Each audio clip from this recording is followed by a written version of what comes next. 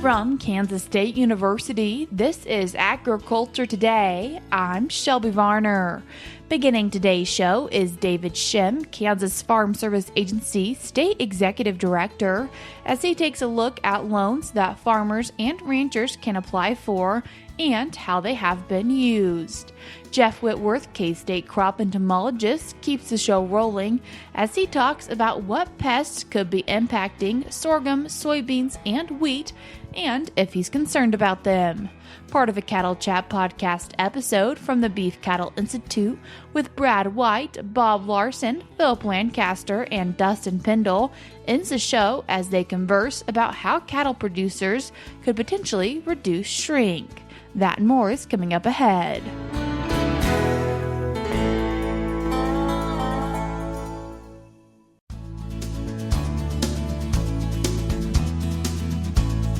You're tuned into Agriculture Today, and we start our Wednesday show talking with the State Executive Director of the Kansas Farm Service Agency, David Schemm. David, thanks for joining us today.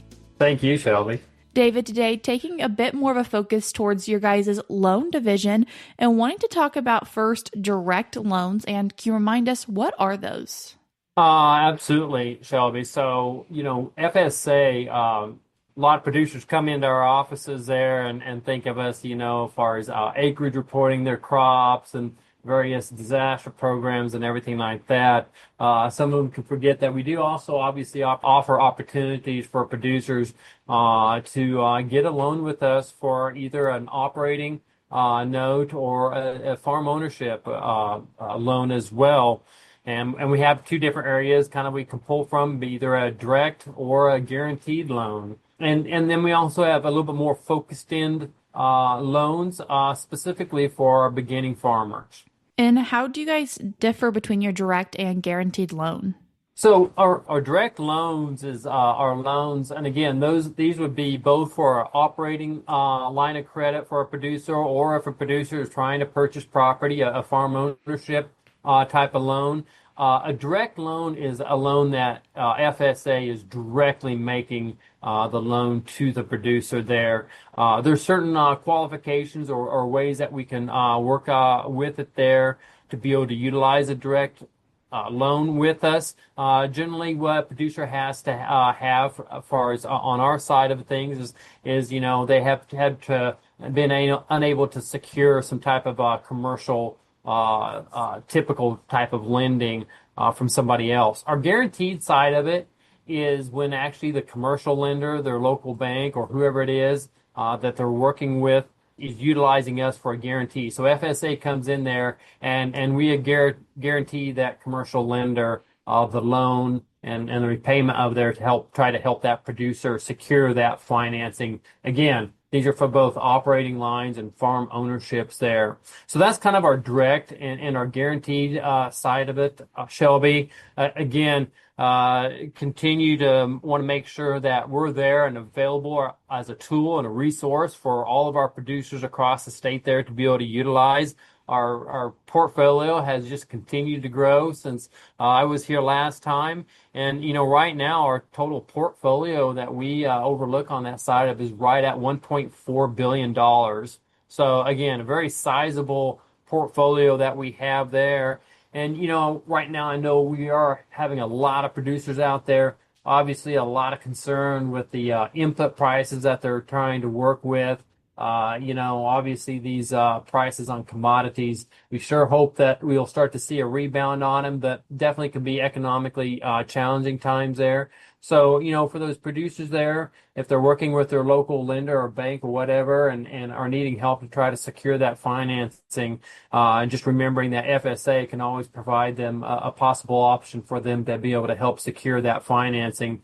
As we start to get closer, I know summer's not officially maybe over yet, Shelby, but it sure seems like we're getting pretty close to the end of the summer. When we're looking at something like the farm ownership loan, how long usually is that period for which they can hold the loan? So again, if you're talking about length of payback, we're on that. Those loans can be structured according to the operator or the customer's tools there. 20-year, sometimes even 30-year notes can be secured through FSA. If you're kind of referencing the amount of time it takes to us, there are some procedures that we try to work with and have to go through. But again, one of the things that has been a high priority for me since coming into this position here is to definitely be looking at our speed that we process those loans and be able to get that answer back out to a producer. And we're continuing to improve that and getting that better for being able to get those answers back to those producers, trying to secure those loans there for farm ownership there. But again, we deal with a lower interest rate that can a lot of times help make it cash flow or pencil for that producer on that farm ownership side of things. And that's what also makes us a key player for our beginning farmers. What I always like to know for our beginning farmer side of things is that we do have a 10-year time frame that once a producer starts to farm, that they have the opportunity to be able to apply for a beginning farmer's loan there. And I always like to say that's not because of age, so, you don't have to be necessarily under a certain age. It's just whenever you kind of started to farming, you have that period of time with us to be able to kind of either secure either an operating line or a farm ownership line. So definitely a way for FSA to help that next generation, that quote unquote younger farmer, to be able to get out there and get back to the operation, the farm, or start his own operation and expand it there. So, but it provides, and even the beginning farm works on both a direct side as well as a guaranteed side, working with commercial lending on those beginning farmers there. Again, a great opportunity for beginning farmers to be able to secure that financing for either an operating or being able to purchase that first property. What else is currently happening at the Farm Service Agency? Well, a lot of things are going on right now, as trying to wrap up several disaster programs we've got going on out there. We always we're getting closer to the end of the fiscal year for FSA and for the government coming up here at the end of September. So we have a lot of programs that we've got to try to close out the year for, and as we start to look forward towards next year. So definitely I know our offices are reaching out to producers on some last things, trying to wrap up. One thing I would always encourage, it's just kind of a side note, Shelby, for our producers out there, is on farm records. One of the things that our offices are busy doing a lot of is, for producers that have had some type of change in their operation. And, it can be, whether or not they're renting additional ground or no longer renting ground or whatever. But it also can be those estate situations, if estates start to process of going through estate, somebody that has passed away in the family, those are farm record changes there. So definitely encourage producers, when those events occur, make sure you get into our local FSA office and report those farm changes there. Because, Shelby, it really impacts so many of our programs to make sure we got updated records with our farm records. But, talking about programs that we got going on out there right now, our ECAP program here, it was our earlier emergency, aid program that we had there. We were wrapping it up in the final stages. There was some expansion of that ECAP program that I know definitely impacted some of our producers in the state there. And pardon the technical jargon here, Shelby, but we had what we call a J code that was expanded for ECAP. And so what a J code for those producers, I guess I would put it in producer language here, is for those producers who have double crop. In other words, they're following possibly beans or grain sorghum behind wheat. And so it was an expansion of the ECAP program to also include those applications there. Kansas definitely did have some there. So those notices were sent out there, Shelby, to producers, about 1,800 producers across the state. So they should have gotten notifications sent to them about the expansion on the ECAP program. So far for the state, Kansas has dispersed almost $630 million underneath the ECAP program to producers across the state there on that. So definitely been a program that has had a lot of impact on our producers across the state. The other program, obviously, that's going along, and we're fast working our way through it, is our Supplemental Disaster Recovery Program, or SDIRP, as we kind of like to call it there. And at the end of August here, we had dispersed $550 million across the state there to for over 45,000 applications. So we are trying to quickly move our way through the program there. 82% of those applications have already been filed and has been paid or will shortly be paid upon there. We're at the final stages of getting some of the last ones done. We continue to work with national office and clarifying policy on some of the SDIRP program there. And I know there are a few applications out there that are still having to go through final county committee approval for those payments to be put out there for the producers there. So again, offices have been very, very busy working on the SDIRP and the ETAP program. A lot of programs obviously going on right now, but no, they're trying desperately to work and to help get those programs out to our producers who definitely need it. David, I appreciate you taking the time to join us today. Thank you, Shelby. And as again, always here, love to see our producers coming into our county offices anytime they have questions. We're here to answer and help them. That was State Executive Director of the Kansas Farm Service Agency, David Schemm. As he mentioned, if you have any questions, you can reach out to your local service center or go in person. And if you don't know where that is, you can go online to Farmers.gov and select Service Centers and search for your nearest location. We're cutting to a short break now, but we'll be right back.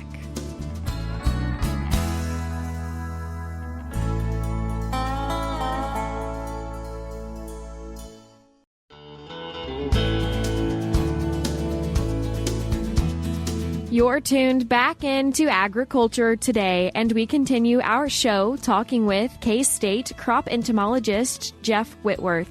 Jeff, thank you for taking the time to join us today. My pleasure, anytime. Jeff, you've been getting some calls about pests in sorghum and soybeans. Can you talk about those? Yes, it's getting towards the tail end of the year, and generally we don't have to worry about pests in soybeans and sorghum this time of year.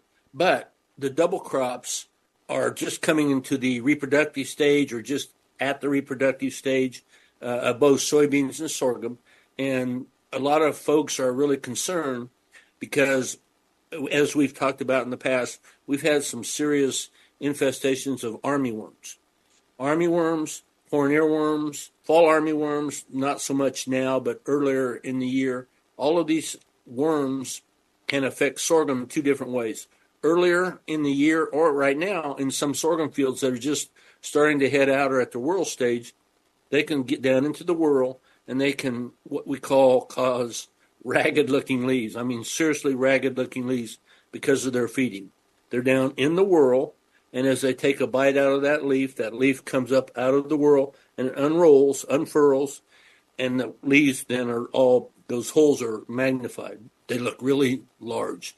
And growers get really concerned about that. But I've talked about this many, many times. There's two things with that. Number one, we've never been able to show that kind of damage, no matter how severe it looks, is actually going to impact yield. The plants are really resilient. They're very good at overcoming that kind of leaf feeding damage in the whorl stage. And number two, even if you're going to spray, the worms have done most of the damage. They're probably out of the whorl on the ground, pupating, which means your spray is not going to get to them. And even if you did spray and they're down in the whorl, that spray doesn't go all the way down to the bottom of the whorl where it will kill them. So they'll stay in there and feed. And yes, when they crawl out to pupate, it may kill them, but otherwise it doesn't do any good. So if you're sorghum, and there's some around, I've been quite a few places around the state in the last 3 or 4 days, there's quite a bit of sorghum that's just starting to head out or just has headed out. So that's appropriate. The armyworm, it's a native to Kansas. So we're going to have probably at least one more generation of armyworms. Right now, the larvae I saw last week are pretty mature. So I think most of them are going to be pupating. They're going to come out as adults. They're going to mate. They're going to lay eggs. So it's going to be 10 days. And then they're going to go to the heads of the sorghum plant. As those heads are coming out, the sorghum is very vulnerable between the flowering stage and the soft dough stage. vulnerable to just about any kind of an insect. But in the southern part of the state and the central part of the state, we've had so many armyworms. A lot of folks are worried about the armyworms going to lay their eggs in the head of the sorghum plant. The most damage I've seen in 40 years of doing this in sorghum heads is by armyworms. The reason for that, we generally think of corn earworms causing a lot of damage in sorghum heads, but they're antagonistic or cannibalistic. In other words, they don't like each other, or they don't like other worms. So when those little worms run into each other, they're going to kill the other ones, or they're going to eat the other ones. So eventually there's only going to be one. So you don't have as much feeding. Armyworms are not. Armyworms, as the name implies, they move together and stay together. So there can be a lot of them feeding on the head. The way you figure loss is 5% loss per worm per head. That's whether it's corn earworm, armyworm, whatever it is. I'm kind of not considering fall armyworms, because fall armyworms, I found some adults this past week. I'm hoping they move out, migrate to the southern part of the earth where they overwinter, because they don't overwinter in Kansas. At least they haven't been overwintering in Kansas. So I'm hoping this is the last generation that we have a problem with, and the moths all move out. Maybe not. We might, it's just late August, early September, so we may have another generation, but I'm hoping they move out. So sorghum's one of the easier plants when you're evaluating the heads for damage. Just take I take a 1 gallon ice cream bucket, shake the heads in there, do 10 heads, count the number of worms in the head, and remember it's 5% loss per worm per head. So really easy to calculate projected loss if you don't spray. There are some pretty good compounds available for killing worms in heads, and they're right up there on top of the plant. So generally they're pretty easily, I say that, but they're generally pretty easier than when they're down at the bottom of the plant to control, because they're more vulnerable to these contact insecticides. So consider that. But remember, only from flowering to soft dough. Once those berries get to the soft dough stage, the worms or other insects are probably not going to bother them. So you're pretty much out of the woods on that.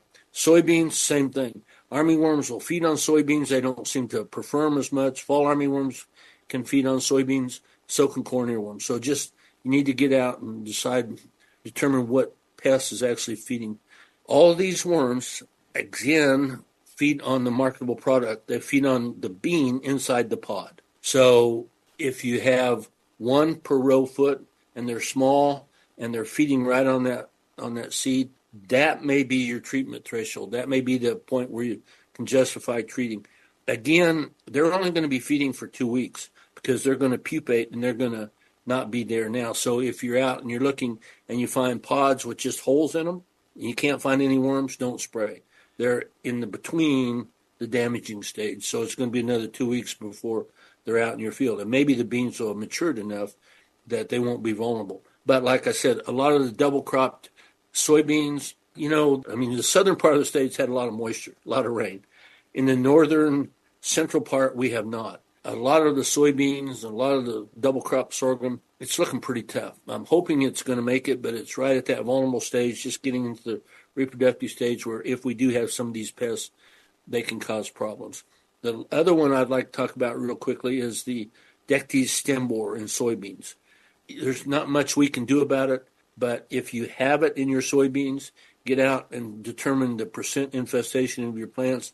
If you have 50, 60%, you may identify that field as the field you want to harvest first, because those larvae are going to go down to the base of the plant. They're going to girdle around the inside of the plant. And then if we get a windstorm, the plant's going to fall over, and the beans are going to be lost to harvest. They're going to be laying on the ground. Well, you can pick them up, but it's really tough. It's really a sad situation to go out and see a bean field laying on the field because of girdling to stem borers. So there's no management strategy we have for it at this point in time. Just those fields that are heavily infested with stem borers, and you can tell that by looking at the petioles. The petioles die, and then the worm works its way down to the plant.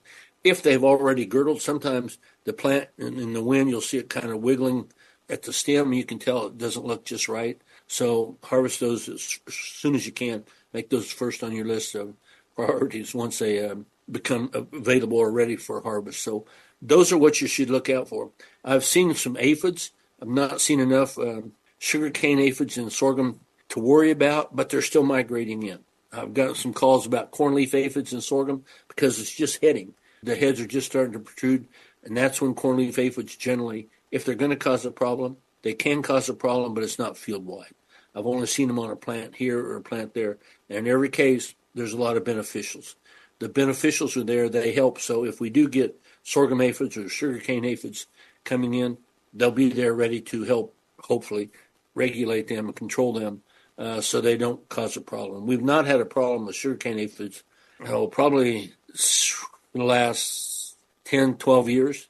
They keep migrating in, but for some reason, maybe it's beneficials, maybe it's because a lot of our sorghum's tolerant and it allows a little more time for the beneficials to act. I don't know exactly what it is, but they have not caused problems in the last 12 or 13 years. Now watch, they'll blow up. But they're still coming in, and they're going to continue to come in. They're not going to be a problem in the normally planted sorghum, but all the late planted double crop stuff that's still coming up or even struggling a little bit for moisture in the central part of the state, they're still vulnerable. So that's kind of the situation here as we go into, late summer or early fall. Are there any other pests that producers can expect to see within the next couple of weeks? I forgot to mention about the armyworms. If they're out and about and they're going to your wheat field, I've seen armyworms do numbers on wheat fields, especially early planted wheat. So there's two ways to try and avoid armyworms. Plant your wheat as late as possible and make sure you destroy all the volunteer. The moth is what keys the infestation.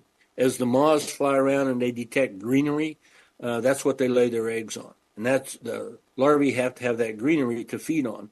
So it's very important to make sure the volunteer wheat is gone at least 2 weeks prior to planting, and make sure, if you can, don't plant until after the best pest management planting date that is available through your extension service at each county. Each county is a little bit different, so you need to check with your county. But that's a good reminder. As all these pests build up a little bit in sorghum, remember sorghum is a grass, and then we start planting wheat, and they're still going to move to wheat.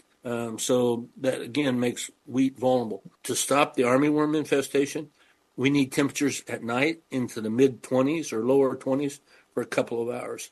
That's what puts them into the overwintering mode. So good question. Thank you very much for jogging my memory on that, Chevy. Jeff, thank you for taking the time to join us today. My pleasure. Anytime. Again, that was Kansas State University crop entomologist Jeff Whitworth with details on soybean and sorghum pests. We're cutting to a short break now, but we'll have more for you up ahead.